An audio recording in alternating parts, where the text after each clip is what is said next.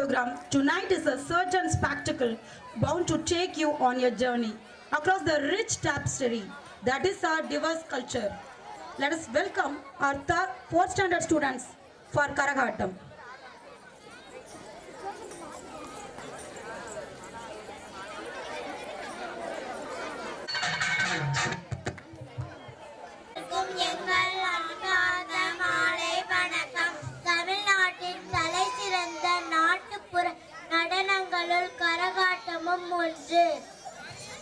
இது நம் நாட்டின் ஒரு பழமையான நாட்டுப்புற நடனமாகும்.